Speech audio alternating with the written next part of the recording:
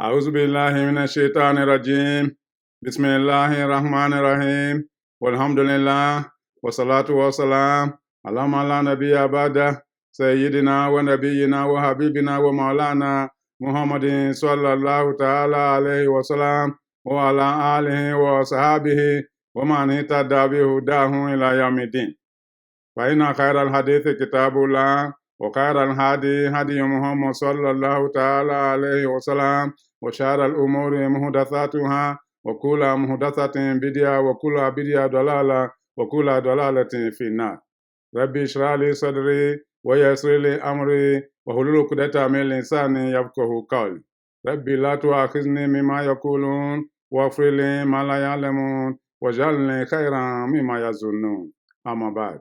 My dear brothers and sisters in Islam, Assalamu alaikum wa rahmatullahi ta'ala wa barakatuh. Welcome to the House of Dua, and welcome to this special session intended to remind ourselves of the reward of patience and being patient. My dear brothers and sisters in Islam, patience is a very scarce commodity in the world we live today. But if all of us know the value of patience and the outcome of being patient, then of course, we will not avoid being patient in all that we do. My dear brothers and sisters in Islam, Allah subhanahu wa ta'ala has assured us in the Quran that the outcome of being patient is good, is excellent. The Prophet sallallahu ta'ala alayhi wa sallam has also assured us, La nadamata fi sabr. There is no regret in being patient. The outcome of being patient is always good. It's always wonderful. But unfortunately, many of us do not realize it. So we are so impatient in the world that we live today. Among our youths are those who want to be rich quick. They are impatient with the situation they find themselves. Because they want to be rich so fast, they run into difficulties, they run into problems. There are those who are facing some difficulties in life, either difficulties arising from poor health conditions or difficulties of inability to have children, or instability in marriages, or failure in educational pursuit, and so on and so forth. There are difficulties we face like that. But many of us are not able to weather the storm patiently in order to derive a good outcome. As a result of that, many people make mistakes in taking steps that will set them further back in life. That's why we consider it important for us to remind ourselves today of the reward of being patient. Patience itself is a very important virtue, and some people have it more than others. The question is, what is patience?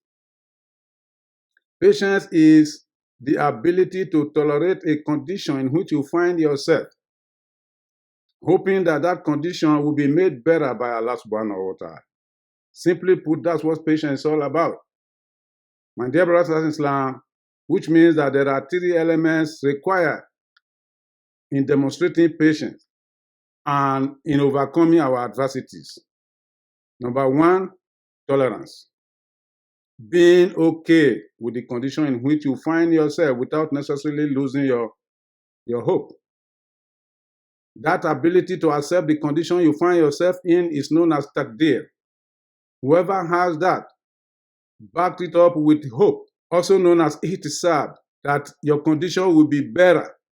And who's going to make that condition better? Allah subhanahu wa ta'ala. There comes the iman. Iman al-yaqeen, that Allah subhanahu wa ta'ala will make your condition better. My dear brothers and sisters in Islam, there are so many people in the life we live today who are lacking these three qualities. Either lacking one of them, or two of them, or all of them. But we need to cultivate them and to demonstrate that we are patient in order to receive a good outcome. The Holy Quran is full of examples, revelations, proofs, lessons Allah subhanahu wa ta'ala has sent down to us to teach us the reward of being patient, to remind us that it is better to be patient with the condition you find yourself if you want your life to be better. There are several examples in the Quran, including but not limited to the story of Ibrahim alayhi salam and his wife Sarah alayhi salam. So also is Zakaria alayhi salam and his wife alayhi salam. And so also Imran alayhi salam and his wife Hannah alayhi salam. And of course, Prophet Ayub alayhi salam. What joined these people together is, among other things, patience in the face of tribulation. At the end of the day, their life was better. It was excellent. How many of us are prepared to demonstrate that virtue when we are going through some adversities of life? This is why we are bringing to you the verses we are bringing to you today. We will not be able to rehearse the story of these great people I have mentioned. But towards the end of this presentation, we are going to use as a case study the case of Sarah, alayhi salam, the wife of Prophet Ibrahim, alayhi salam. My dear brothers and sisters in Islam, but before then, let's look at the promise Allah subhanahu wa ta'ala has made in the Quran for those who are patient. In Surah An-Nahl, which is chapter 16 of the Holy Quran, Allah subhanahu wa ta'ala declared, Bada auzu billahi minash shaitanir rajim. Bismillahir rahmanir rahim. Ma indakum yanfadu wa ma indallahi baqo. ولا نجزين الذين صبروا أجرهم بأحسن ما كانوا يعملون.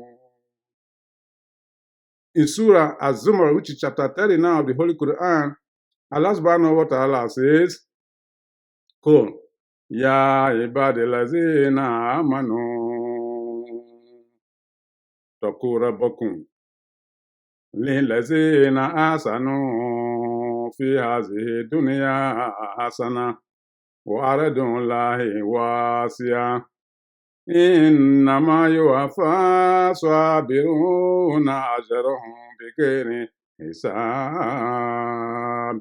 My dear brothers and sisters in Islam, in the first verse, Allah subhanahu wa ta'ala declared, Ma indakum yanfadu wa ma indallahi baq.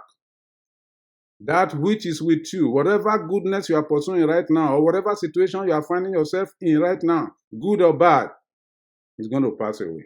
Definitely it will pass away if you are patient. There's no condition that is built to be permanent. Our lives are not permanent. So also the conditions we face in life are never permanent. They are not intended to be permanent. Permanency is in the akhirah. So if you are having health condition today, don't think it's going to be permanent. If you are facing other difficulties, don't tell yourself it's going to be permanent. The only way that condition may be permanent with you is it will be terminal. In other words, that is the part Allah subhanahu wa ta'ala has created for you to come back to Him. That's the only condition you will say, you know what? I'm not going to survive this condition. Other than that, if it is not intended by Allah subhanahu wa ta'ala as a pathway for you to come back to Him, then definitely that condition will pass away after a while.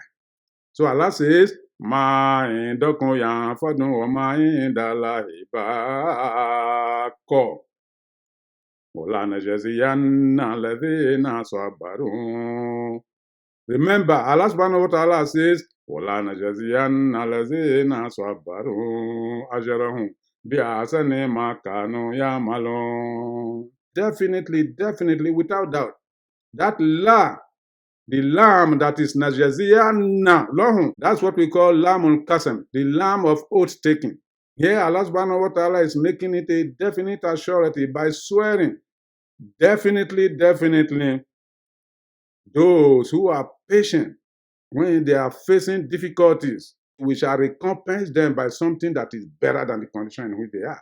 Definitely, that's the promise of Allah subhanahu wa ta'ala. In the verse from Surah Az-Zumar, which is chapter 30 now of the Quran, Allah subhanahu wa ta'ala told the Holy Prophet Muhammad, Qul, tell my slaves, Ya Muhammad, tell your believers, Ya ibadillazina amanu taqu rabbakum. Oh, my dear slaves who believe in Allah subhanahu wa ta'ala, be mindful of Allah subhanahu wa ta'ala in all that you do. Fear Him to a level where you stay away from what He has prohibited. Fear Him to a level where you do what He has permitted you to do. Be conscious of Allah. Lillazina hasanu fi hadhihi dunya hasana. For those who do good in the life we live now, the reward for them The exchange for them is good. Allah subhanahu wa ta'ala will pay them back in good. And the life we live, this planet is so spacious. Therefore, if where you are is not convenient for you, migrate to a different place and start your life and run your life according to the commandment of Allah. إنما يوفى الصابرون أجرهم بغير حساب. And surely, those who are patient, we shall reward them. We shall reward them in full. In other words, they will not lose anything as a result of that patience. My dear brothers and sisters in Islam, these are two verses and many others in which Allah subhanahu wa ta'ala has assured us definitely the outcome of being patient is always excellent. And that's what we saw in the examples of Prophet Ibrahim alayhi salam and his wife, Prophet Zakaria alayhi salam and his wife, Imran alayhi salam and his wife, and of course Prophet Ayub alayhi salam. These were great men and women who demonstrated patience. At the end of it all, you are always a winner.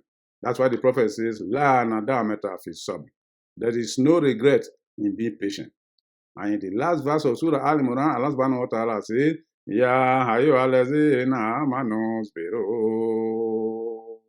wasabiru warabitu wattaqullaha la'allakum tuflihun. Oh, you who believe, isbiru.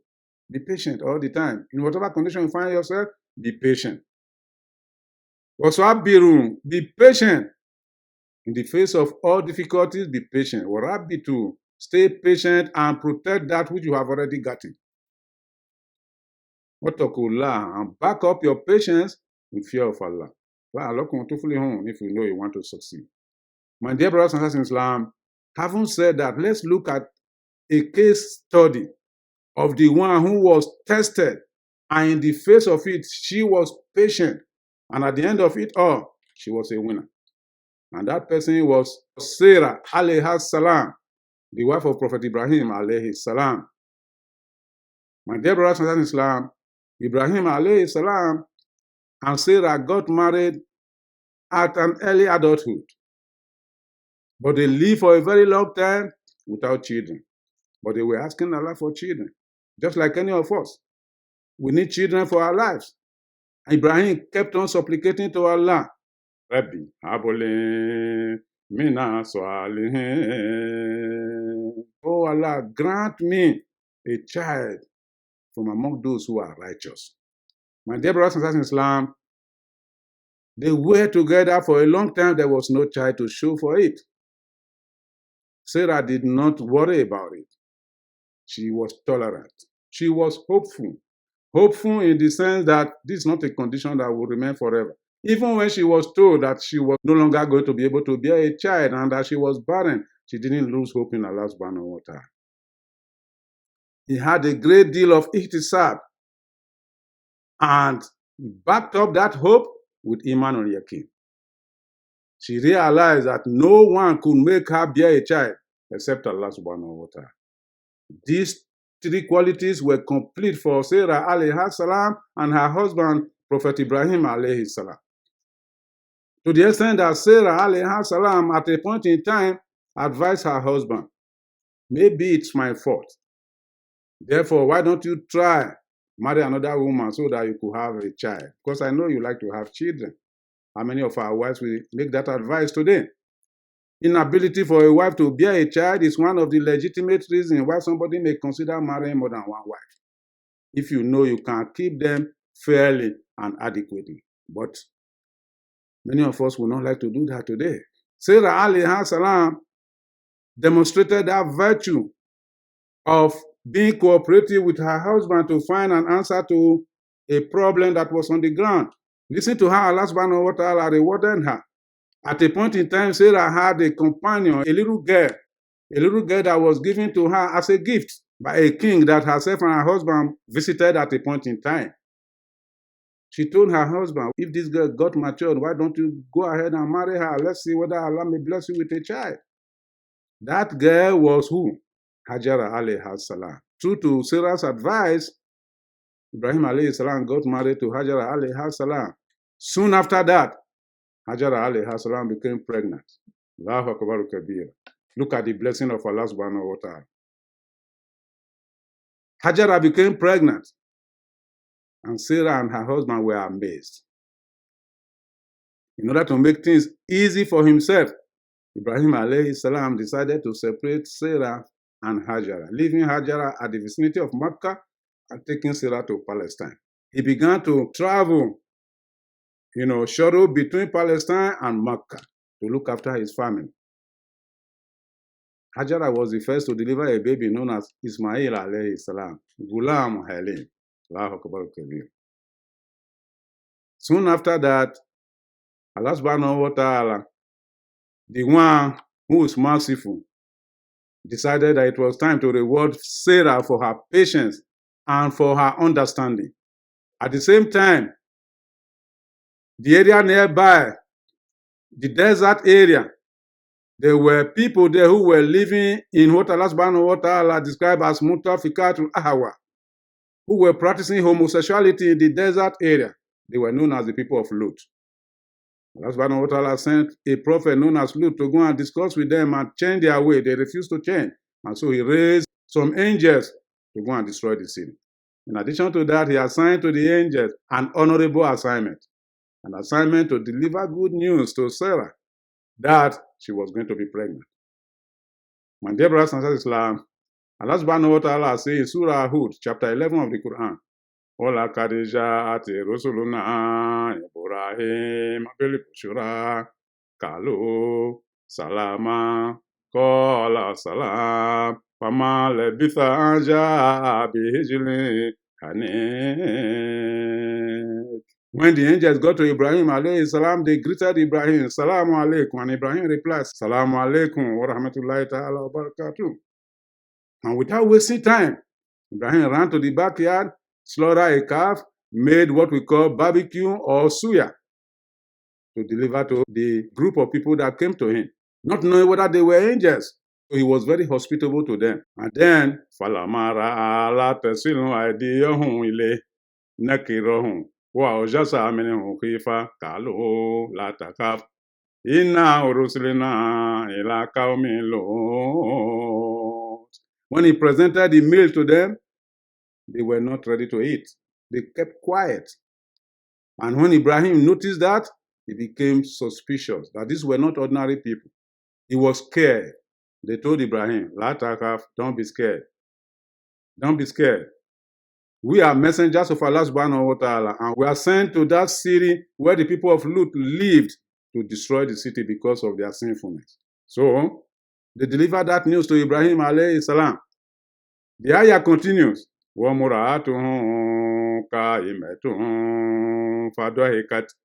His wife was standing by, and he began to laugh, began to smile. Why? Because finally she was satisfied that Allah subhanahu wa ta'ala was going to punish the people of Lut because their excesses was too much.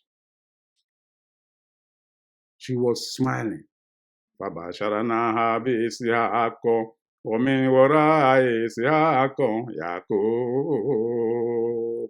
dear brothers and sisters, Allah subhanahu wa ta'ala said at that time the angels delivered to her the news of her pregnancy, that she was going to give birth to a baby known as Ishaq. And Ishaq was going to be followed. After Ishaq, there will be a grandchild known as what? Yaqub. Look at the reward of patience. Because Sarah was patient, at the end of the day, he got a child who was not just going to be a prophet in future, but was going to be the father of another prophet, Yaqub alayhi salam. And that lineage, from that moment, began the lineage of prophethood of Allah subhanahu wa ta'ala. This is what patience can deliver to you, my dear brothers and sisters in Islam. That's how Sarah was rewarded. My dear brothers and sisters in Islam, when this news was delivered to Sarah alayhi salam, guess what? She was amazed. And she replied, Qalat ya waylata alidu wa ana ajuzun wa hadha ba'li shaykhan inna hadha la shay'un ajib. She replied immediately, how can a woman like me who is old and my husband is old. I'm even said to be barren. How could I have a child? She was pleasantly surprised. But at the end of the day, my dear brothers and sisters in Islam, the angels asked her, Atajabina min amrillah, rahmatullahi wa barakatuhu alaykum wa ahlal bayt, innahu hamidun majid. The angels told Sarah alayhi salam and her husband, are you in doubt of what Allah subhanahu wa ta'ala has decided? Don't let it surprise you what Allah has decided. Allahu Akbar Kabir. Then they told them, Assalamu alaikum. Our own is to deliver the news to you. We have delivered the news. Rahmatullahi wa barakatuhu alaykum. May the mercy and the blessing of Allah be upon you. And so the angels left to go and execute their primary assignment. Immediately after that, Sarah became pregnant. The news of this is that he delivered Ishaq alayhi salam. Because of her tolerance, backed up by hope, backed up by Iman and Yaqeen, she was a winner. So what we need, therefore, in life, my dear brothers and Islam, is for us to be patient in the face of adversities and to back up that patience with hope that that condition will be relieved by Allah subhanahu wa ta'ala, who is the creator and sustainer and provider and curer, who is in charge of everything. We must have these three elements: tolerance, hope, and Iman and Yaqeen. That's what Sarah demonstrated, and that's what turned her life around, and she became the root. She became the root. Herself and the second wife of Ibrahim alayhi salam became the motherhood. They provided the motherhood for the line of prophethood that Allah subhanahu wa ta'ala established for mankind. And dear brothers and sisters, let us emulate the virtues of these great people.